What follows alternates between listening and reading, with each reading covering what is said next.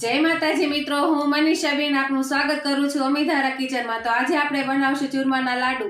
लाडू तो आपणे बनावता जोईए छे, पण आपणे नवी रीतना बनाव्या छे, जे मोढामां जाता ज ओगળી जशे। तमे मारी रीते एकवार बनावीने ट्राय करजो, बहुत सरस बनशे। तो चालो आपणे बनाववानी शरूआत करी दईशुं। तो लाडवा बनाववा माटे आपणे सौथी पहेला तो घઉંનો લોટ લેવાનો છે, જે આપણે જાડો કરકરો લીધો છે। तो આપણે આવા 2 બાઉલ ભરીને પેલા ઘઉંનો લોટ લઈ લેશું। આ 2 બાઉલ આપણે લોટ લઈ લીધો ઘઉંનો। 1 વાટકી આપણે સૂજી નાખશું।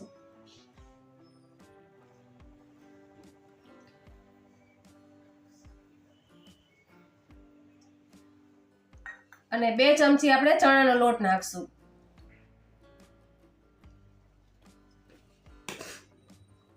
આ ચણાના લોટ નાખવાથી આમાં સ્વાદ સારો આવશે અને આપણે જો મીઠાઈ જેવાનો સ્વાદ આવશે। અને જે રવો નાખ્યો છે, રવાથી આપણા જે લાડવા છે એ ચોમાસાની ઋતુ છે એટલે થોડાક આમ એર એટલે કે ભીના ભીના થઈ જશે। એટલે આપણે જો રવો નાખશું ને તો એ વાત નહીં થાય, એ માટે આપણે રવો અને સૂજીનો ઉપયોગ કર્યો છે। હવે આપણે આ ત્રણેય લોટને મિક્સ કરી લઈશું। પહેલા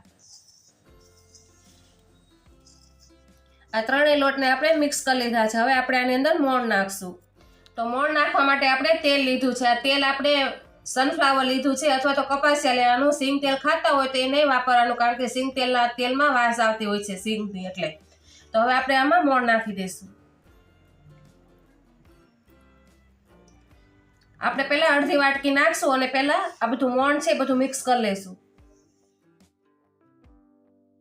તો આપણું મોણ બધું મિક્સ થઈ ગયું છે ને આપણે આ રીતના મુઠ્ઠી વાળીને જોઈ લેવાનું। જો મુઠ્ઠી વળી જતી અને આ રીતના છૂટું ન પડે તો મોણ બરોબર સમજવાનું, અને જો છૂટું પડી જાય તો સમજવાનું કે આપણું મોણ હજી ઓછું છે। તો આપણે જે આમાં મોણ થોડુંક ઓછું લાગે છે, હજી ભૂકો થઈ જાય છે, તો આપણે જે આ તેલ છે વધારાનું બાકી બધું નાખી દઈશું।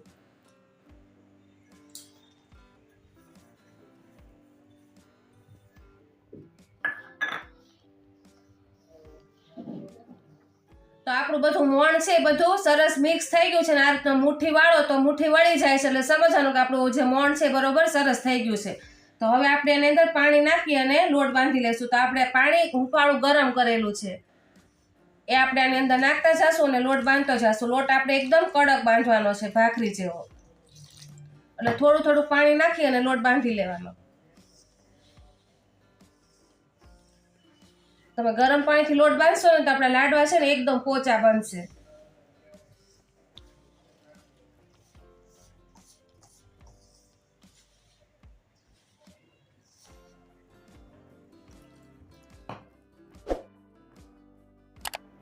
તો આપણે લાડવા માટે લોટ બાંધીને તૈયાર કરી લીધો છે। આ લોટ બાંધવામાં આપણે અડધા લોટા પાણીની જરૂર પડી છે।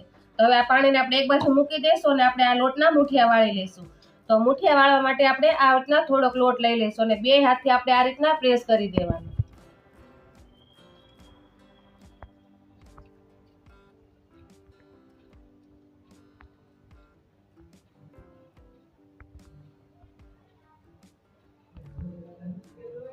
આ રીતના પ્રેસ થઈ જાય ને પછી આ 4 આંગળા છે ને આ રીતના આપણે અંદર કૂતાડી દેવાના।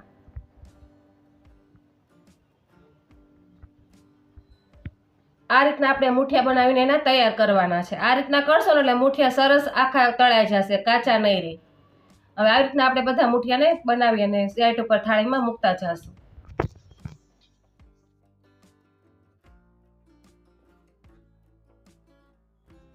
તો આપણે બધા મુઠિયા વાળીને તૈયાર કરી લીધા છે। તો હવે આપણે એને તળી મુઠિયાને તળવા માટે આપણે તેલ ગરમ થવા મૂકી દીધું હતું। તેલ આપણું ગરમ થઈ ગયું છે, તો આપણે મુઠિયાને તળી લેશું। જો તમારે તેલમાં ન તળવા હોય ને ઘીમાં તળવા હોય તો પણ તળી શકો છો। અને જ્યારે તમે તળો ને ત્યારે આપણે તળવા માટે આપણે સિંગ તેલનો ઉપયોગ નથી કરવાનો, સનફ્લાવર અથવા તો કપાસિયા તેલનો જ ઉપયોગ કરવાનો। જેટલા આપણે એની અંદર સમાય એટલા આપણે મુઠિયા નાખી દઈશું।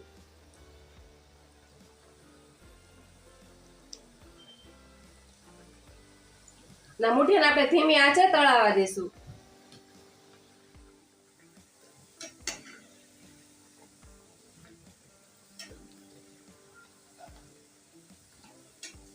મુઠિયા થોડાક તળાય છે એટલે આ રીતના પલટાવી અને પાછા એને ફેરવી અને તળી લેવાના। આ રીતના પલટાવતા જવાના અને તળતા જવાના। તો મુઠિયા આપણા તળાઈ ગયા છે, આ રીતના બ્રાઉન કલરના થાય એટલે આપણે એને કાઢી લેવાના।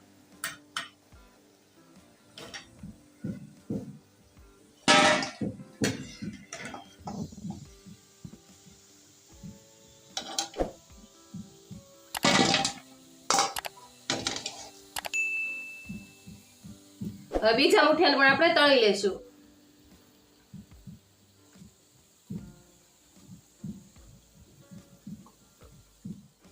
તો આપણા બધા મુઠિયા તળાઈ ગયા છે અને છેલ્લે જે આ મુઠિયા છેલ્લા છે એ પણ તળાઈ ગયા છે. તો હવે થોડીક વાર આને આપણે કાઢી લેશું. થોડીક વાર પહેલા આપણે ઘી પણ ગરમ કરી મૂકી દીધું હતું. ઘી આપણું ગરમ થઈ ગયું છે. તો મુઠિયા આપણા તળાઈ ગયા છે તો આપણે એને કાઢી લેશું.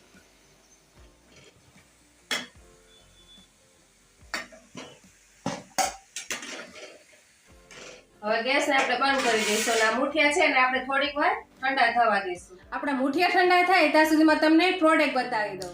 આ છે ડીકે ક્લીનર્સની કપૂર ફ્લેવરમાં ફિનાઇલ. કપૂર ફિનાઇલ વાપરવાથી ઘરમાં જીવજંતુ નહીં રહે અને આખું ઘર કપૂરથી સુગંધી થઈ જશે.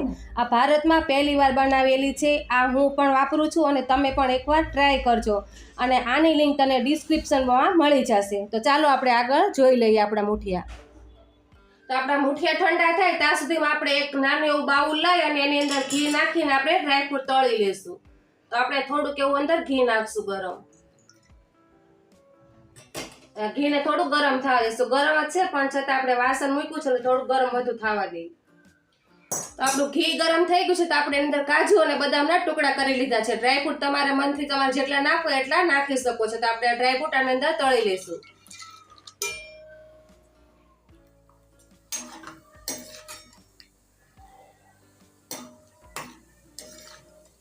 તો આપણે ડ્રાયફ્રૂટ છે બધા તળાઈ ગયા છે તો આપણે એને કાઢી લઈશું. આપણે વધારે નથી તળવાના, ખાલી એનો કલર ફરે એટલા જ આપણે તળવાના છે. તો આપણે એને કાઢી લઈશું અને ગેસને આપણે બંધ કરી દઈશું.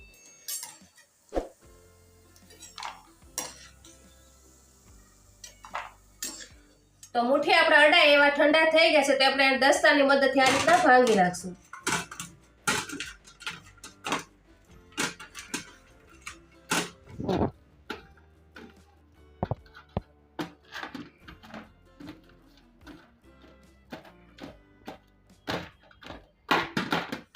તો મુઠિયાને આપણે તોડીને આ રીતના ભૂકો કરી લીધો છે અને એકદમ ઠંડુ થઈ ગયું છે. તો આપણે એને મિક્સર જારમાં નાખી અને પીસી લેશું.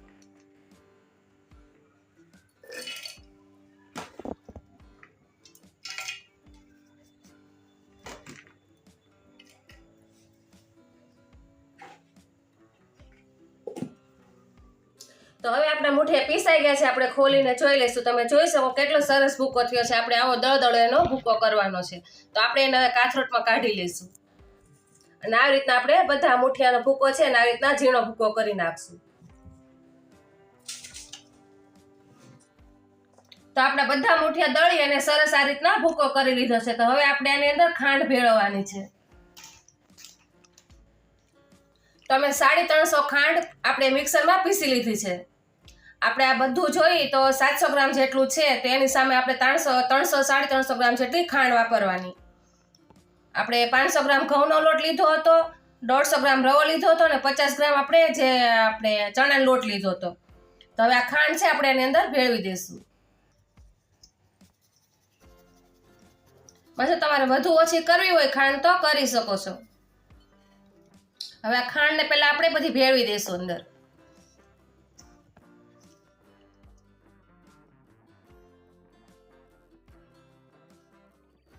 તો ખાંડ આપણે આની અંદર સરસ ભેળવી દીધી છે. તો આપણે એની અંદર મસાલો કરશું.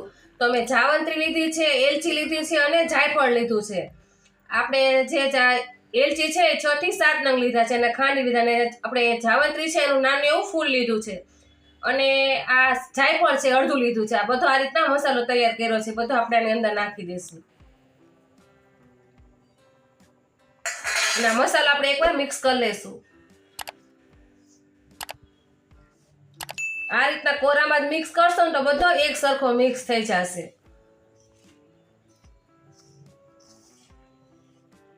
હવે આપણે આની અંદર ઘી નાખી દઈશું.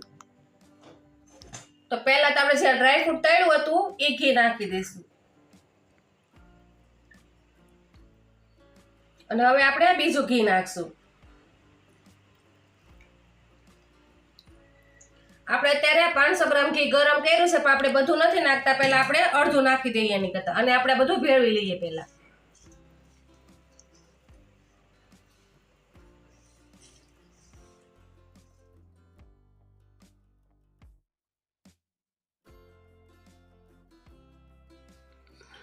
તો હવે આપણે આપણે આ ઘી છે બધું મિક્સ કરી લીધું છે ને બાકીનું ઘી છે પણ આપણે આની અંદર નાખશું.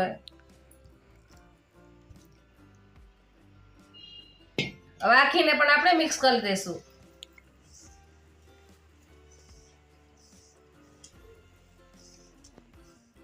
તો હવે આપણે ઘી બચ્યું છે એમાંથી પણ આપણે નાખી દઈશું.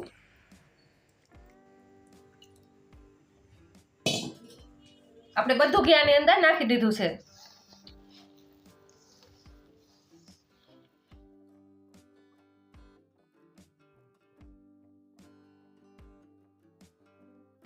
તો હવે આપણે બધું સરસ મિક્સ કરી દીધું છે. તમે જોઈ શકો છો, તમે આમ કરો તો તમારા લાડવો વળવા માટે તૈયાર થઈ ગયું છે. બસ આપણે એટલું ઘી એટલે આપણે એટલામાં 500 ગ્રામ જેટલું ઘી જોઈ ગયું.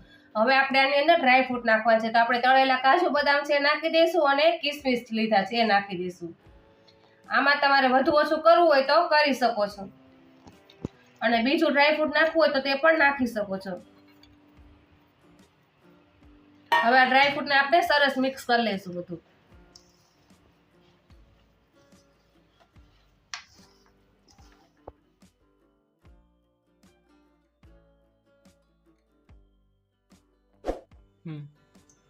તો આપણે લાડવા વાળવા માટે આપણો લોટ બનીને તૈયાર થઈ ગયો છે. તો આપણે એના મીડિયમ સાઈઝના નાના નાના લાડવા વાળી લઈશું.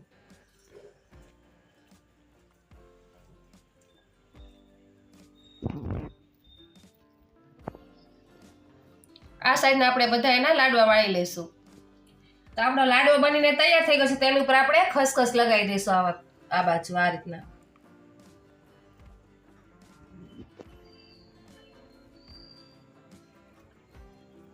આ રીતે આપણે બધા એના ખસખસ લગાવતા જઈશું લાડવા ઉપર.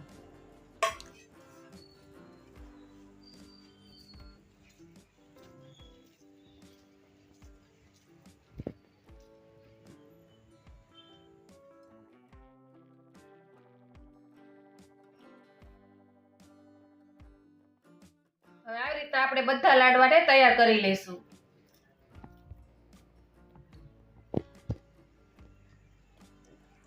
તો તૈયાર છે આપણા ગણપતિ બાપા માટે લાડવા. હું તમને જોઈને બતાવું કેટલા સરસ અને પોચા બન્યા છે. જોતા જ ખાવાનું મન થઈ જાય એવા બનીને તૈયાર થયા છે. તમે પણ મારી રીતે એકવાર બનાવીને ટ્રાય કરજો. બહુ સરસ બનશે અને રેસીપી સારી લાગે તો વિડીયોને લાઈક, શેર અને ચેનલને સબસ્ક્રાઇબ કરજો. અને ફરી મળશું એક નવા વિડીયો સાથે. ત્યાં સુધી જય માતાજી.